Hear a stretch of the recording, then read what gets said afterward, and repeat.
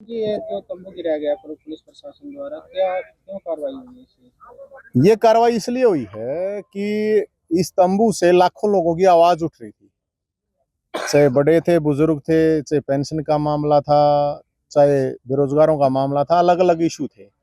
उसके लिए ये एक केंद्र बना हुआ था आवाज उठाने का।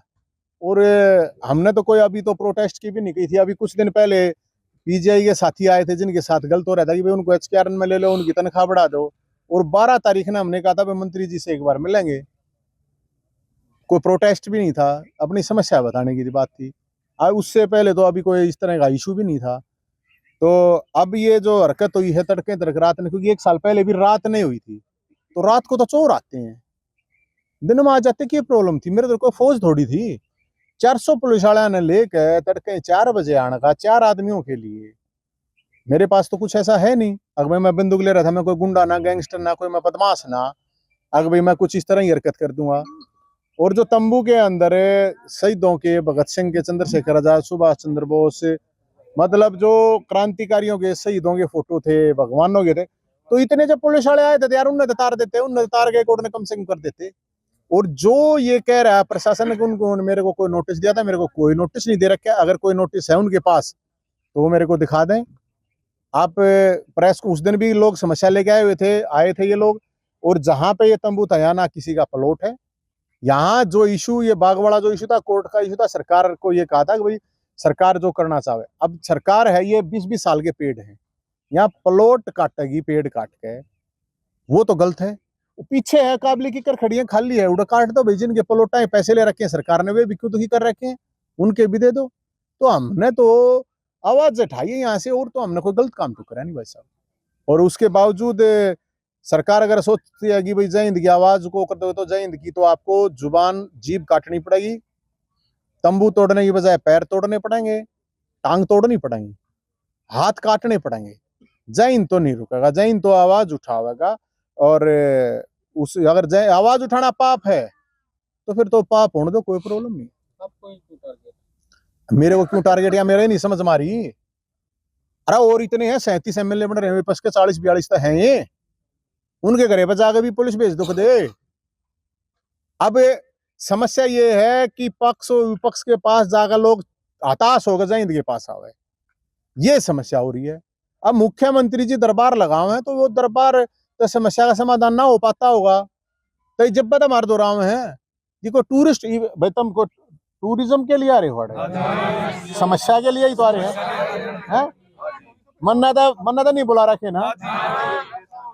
तो आप एक बात बताओ, कोई आदमी परेशानी लेकर आवे है, तो यार मैं उस परेशानी का समाधान के लिए आवाज उठाता हूँ, इससे ज्यादा कुछ नहीं है। और हमने तो ये भाई ओके क्या है ना, बोला हिंदू धर्म में तो जलाया करे, खड्डे खोद के जा रहे हैं रास्ते में भी, आड़े भी। मुसलमान तो नहीं हूं ना मैं, मुसलमान भाई दफन करते हैं, तो ऐसा काम करने की जरूरत थी नहीं। बाकी हम नहीं डरते यमराज से भी। सरकार तो कुछ है ही नहीं, सरकार ने क्या मानू मैं? मेरे पे 1 दर्जन केस ला रखे, जेल में मैं गिर दिया, 3 बहन ने हमारे तंबू तोड़ लिए।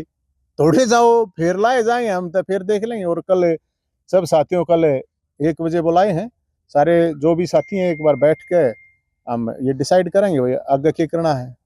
इससे कुछ मनोबल कम हुआ? मनोबल है, मनोबल तो बड़ा है बरा।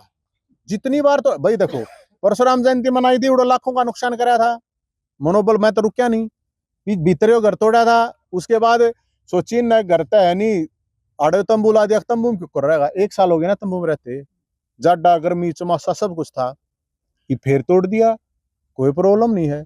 मेरे तो को महल कोठी थोड़ी, बंगले थोड़ी है, बंगले आड़ा तो रहे, नेता नरे हैं, कोई जावे हुन तो रहे। बताओ, 4 कुत्ते बैठे पाओ, वे भी पड़निया। तो हम तो लड़न वाले आदमी है, आड़े सड़क पर की बैठ जाएंगे भाई, वो कल डिसाइड कर लेंगे। बाकी मनोबल टूटने का तो सवाल है। भगत सिंह तक प्रेरणा ले रखी है, चंद्रशेखर आजाद, सुभाष चंद्र बोस, उधम सिंह, हम उन लोगों ना माननी है यार। हमको ये फड़दुल्ले किसी नेता ना माननी है थोड़ी हूं मैं। मनोबल टूट रहा है भाई किसी का? हाथ आगे बताइए आवाज इससे भी ज्यादा जोर से उठानी है ना भाई। दोनों हाथ आगे बताओ, और ज्यादा जोर से। और ये कोई अद्धे पुए वाले ना है, ठीक है ना। अपने द्वारा करीम है, करीम। मैं कोई एक बिरादरी की आवाज नहीं उठा रहा, 37 बिरादरी, 37वीं बिरादरी दुखियारी बिरादरी, जिसकी कोई नहीं सुनता बेचारी, उसकी लड़ाई लड़े हैं। और न्यू लड़ूंगा भाई, आपा नहीं उल्टे हाँ हाँ, मत ये कहूं सनी साहब है, अगर भाई न्यू बात को ना बना चाहिए हरियाणा तड़ी पार कर दे, ठीक है ना भाई। जब बात बनाई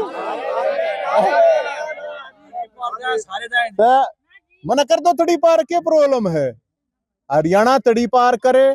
और मेरा इलाज नहीं है किसे तंत्र मंत्र दो रहा, ना किसा बाबे दो रहा है, कदे कोई नहीं सोचा है मरे पाछे भी भूत बन के भी, और बामण का भूत भी बहुत मुंडा बनाया अपना, देख लियो, सीधी बात है। तो इसलिए भोलेनाथ के चेले हैं, उल्टे कोने हटते हैं। ये मन है मुख्यमंत्रियों की कोठिया में ब्रेक दे रहा है, मुख्यमंत्री बना के देख लिए, एमएलए एमपी, और मैं भी 50 करोड़ की सरकारी गाड़ी घोड़े कोठी सब कैमरा के देख रहा हूँ। कार्रवाई के पीछे क्या मंशा लगती है? कार्रवाई के पीछे 2-4 फड़दुले नेता हैं, उनका समस्या है इस बात का। अब मैं मुख्यमंत्री साहब दया बात को भैया, तो आपके संज्ञान में अगर ये बात है तो बहुत बड़ा मामला है। एक मुख्यमंत्री को यह आदेश देना पड़ेगा जाकर तुम तोड़ गाओ, और अगर मुख्यमंत्री जी को इस चीज का पता नहीं है तो फिर सरकार चला कौन रहा है भाई? गलत बात तो नहीं भाई? भाई अगर मुख्यमंत्री साहब को नहीं पता है तो फिर यह सरकार चला कौन रहा है? मारा के 50,000 का लाख रुपया नुकसान करके होंगे, नुकसान की बात नहीं है। अगर सरकार ये दिखाना चाह रही है भाई, क्योंकि कोई बोल तो रहा नहीं, विपक्ष वाला तो कोई बोलने को नहीं, और यो डटे को नहीं, और इसलिए इसकी दे ने तोड़ लो पहले, मेरी दे तोड़े से कोई फर्क नहीं पड़ता है, मेरी चाहे क्यों करे दे तोड़ लो। 450 पुलिस वाले बता, हमने किसा आज तक एक पुलिस वाले के बदतमीजी कर रखी होता है? एक दर्जन मुकदमे मेरे है, कौन से कांग्रेस बीजेपी पक्ष विपक्ष वाले के ऊपर हैं? पिछले 20 साल में 1 दर्जन केस मेरे पे है भाई साहब, पूरे। अगर एक हरियाणा में एक भी नेता के ऊपर हो, मैं ये नहीं चोरी चकारी के रुए ना कर भ्रष्टाचार के, आंदोलन के, लड़ाई के, मैं तो लड़ रहा हूँ, और सबकी लड़ाई लड़ रहा हूँ, और न्यू लड़ूंगा भाई जब तक भोलानाथ गल्या है भाईचारा साथ।